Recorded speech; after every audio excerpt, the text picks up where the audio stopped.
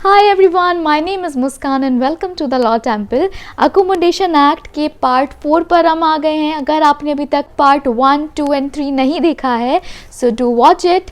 Link in the description box. MP civil जज strategies, GK कैसे पढ़ना है, मेंस कैसे लिखनी होती है, डिस्क्रिप्शन बॉक्स में सबकी लिंक है, देख मारो। तो आज पार्ट 4 में मैं कवर करूंगी सेक्शन नंबर 7। ये अपने आप में एक बहुत ही कॉम्प्लिकेटेड कॉन्सेप्ट है। I try to make it really very simple. थोड़ा टेंशन रखोगे, कॉन्सेंट्रेशन रखोगे तो काम हो जाएगा। So let's start. सबसे पहले स्टैंडर्ड रेंट को समझने के लिए हम इसे 3 पार्ट में डिवाइड करेंगे, ठीक है।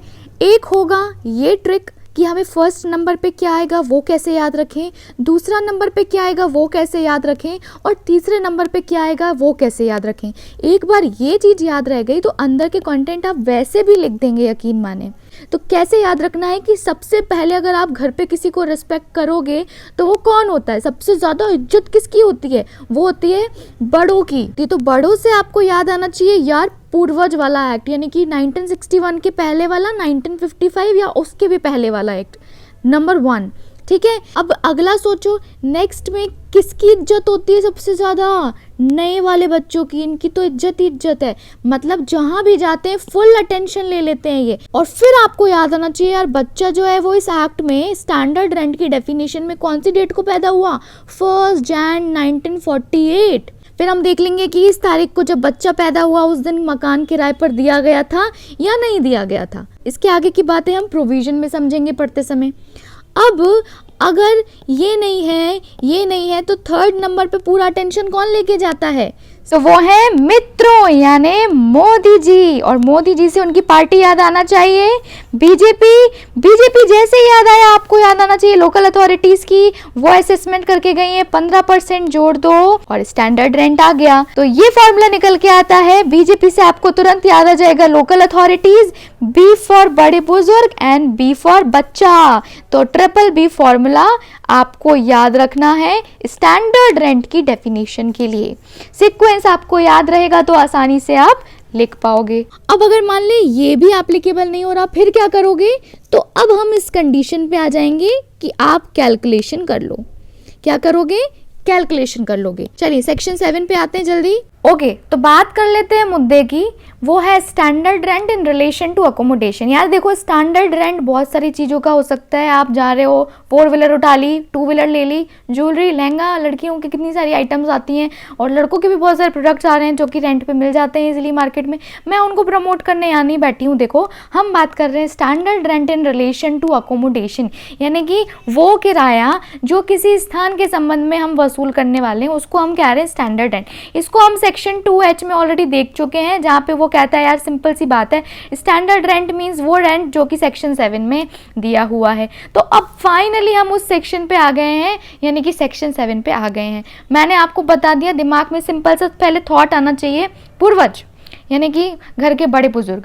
तो बड़े बुजुर्ग से क्या स्ट्राइक करना चाहिए, 1961 के पहले का एक्ट कौन सा था, 1955 का था। तो अगर 1955 में या उसके भी पहले कोई कॉम्पिटेंट अथॉरिटी रेंट फिक्स करके चली गई, जैसे हम कहेंगे एनुअल रेंट,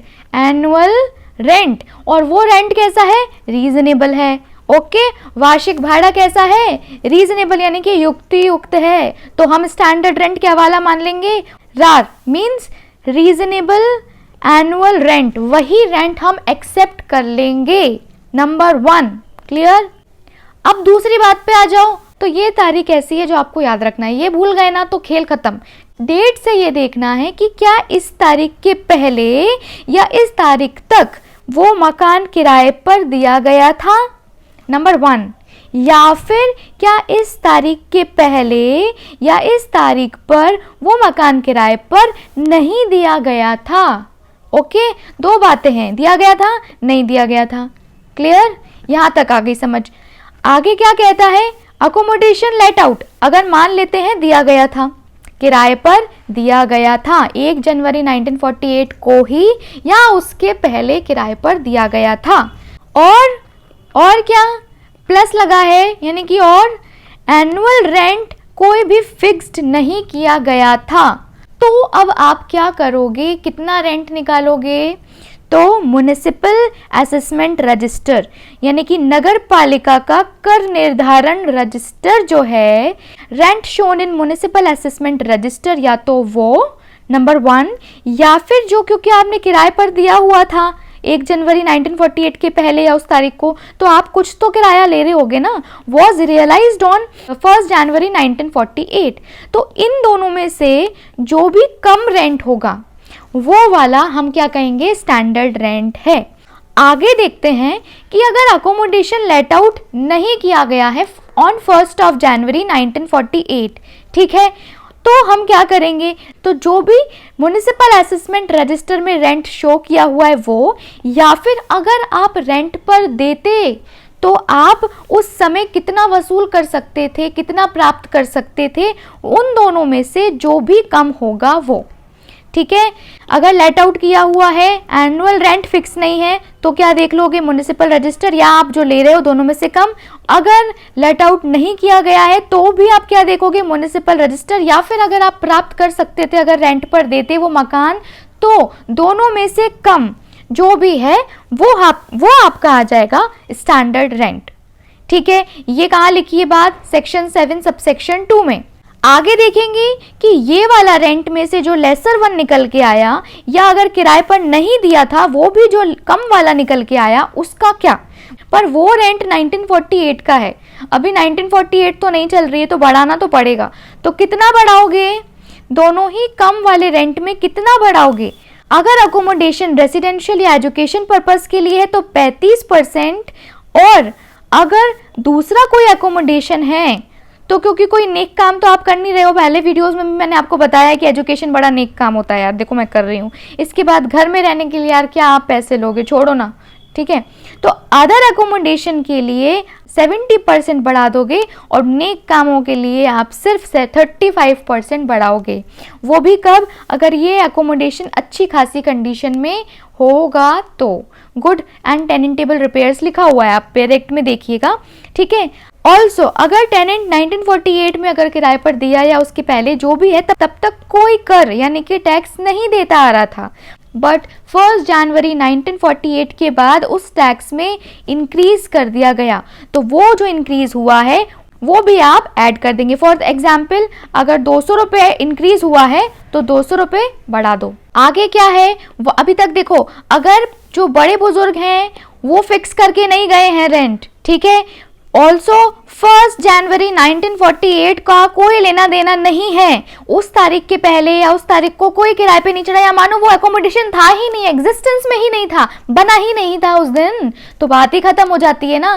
तो अगर नंबर 1 और नंबर 2 दोनों में ही सेक्शन 7(1) या 7(2) में अगर कोई अकोमोडेशन फिट नहीं कर रहा है तो स्टैंडर्ड रेंट कितना लेंगे, ये बात बताता है सेक्शन 7 सबसेक्शन 3। ध्यान से देखो, इधर ध्यान, कंसंट्रेशन पूरा यहाँ होना चाहिए, इधर उधर नहीं, ठीक है। तो आ जाओ मुद्दे पे, आ जाओ फिर से। चलो सेक्शन 7 सबसेक्शन 3 क्या कह रहा है, accommodation separately assessed to municipal assessment.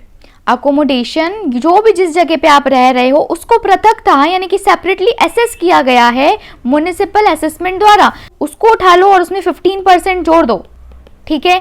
Number 2, अगर अकोमोडेशन का सिर्फ एक हिस्सा अगर असेस किया गया हो, केवल एक भाग के संबंध में ही निर्धारण हुआ, यानी कि एक पर्टिकुलर पार्ट आपने जो है अकोमोडेशन का उसको असेस कर दिया, पूरे अकोमोडेशन को तो आपने किया नहीं, ठीक है। तो क्या करना है, सिंपल, होल अकोमोडेशन के लिए, पूरे अकोमोडेशन के लिए एनुअल रेंट प्रोपोर्शनेट अमाउंट पे क्या निकल के आएगा, अगर पार्टली असेस किया गया है तो क्या निकल के आएगा, प्रोपोर्शनेट अमाउंट निकालो, उसमें 15% जोड़ दो। ये भी लगभग वही बात है, बस यहाँ पे फुल्ली असेस्ड है, यहाँ पे पार्टली असेस्ड है, तो प्रोपोर्शनेट अमाउंट निकाल लेना है, 15% जोड़ देना है। अब बात कहाँ निकल के आएगी, जब असेसमेंट किया ही नहीं है, अभी क्या, चलो अब देखते हैं कि कोई निर्धारण ना होने पे क्या करना है।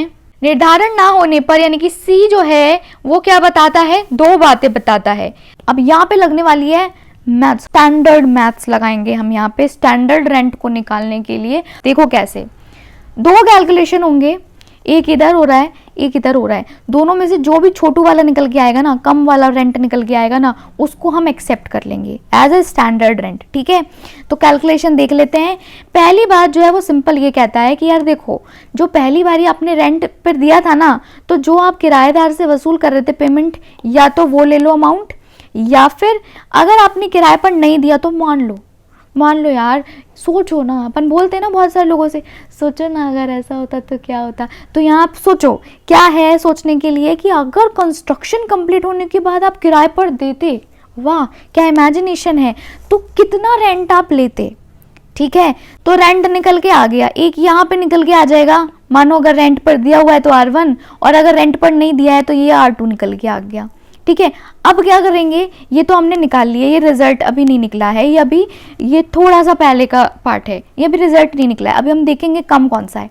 एक और कैलकुलेशन करनी है, इसमें सच में गणित लगने वाली है। देखो कैसे अमाउंट निकालना है, अमाउंट कैसे, यहाँ पे 6/4% निकालना है हमें। किसका यार, गोड़ा भाग लगाएंगे। अभी देखो कैसे, एग्रीगेट। अब एग्रीगेट किसका करेंगे, कॉस्ट ऑफ कंस्ट्रक्शन। भाई कंस्ट्रक्शन करने में, निर्माण करने में जो पैसा लगा है ना उसका, और मार्केट प्राइस जो उस लैंड का है जहाँ पे कंस्ट्रक्शन हुआ है, किस समय का मार्केट प्राइस तो देखो फ्लक्चुएट होता है, बदलती रहती है। कौन सी वाली मार्केट प्राइस, जब भी कंस्ट्रक्शन हुआ ना, कंस्ट्रक्शन शुरू हुआ उस दिन उसकी मार्केट प्राइस क्या थी ये, और कंस्ट्रक्शन में कितना पैसा लग गया ये, इन दोनों को जोड़ लो, उसका क्या करना है, एग्रीगेट निकल गया। अभी 6/4% जो निकल के आएगा वो होगा आपका अमाउंट।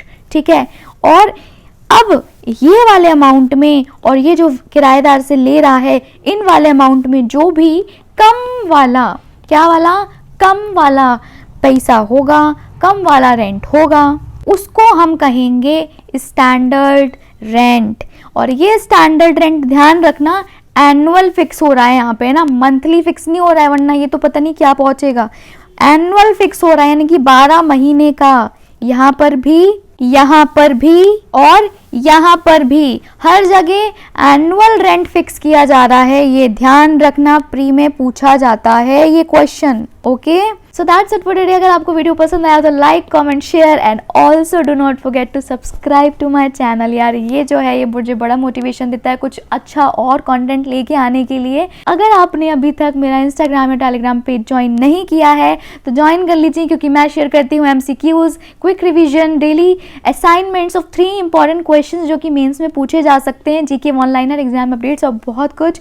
तो आज के लिए बस इतना ही। खुश रहें, मुस्कुराते रहे, take care and bye bye.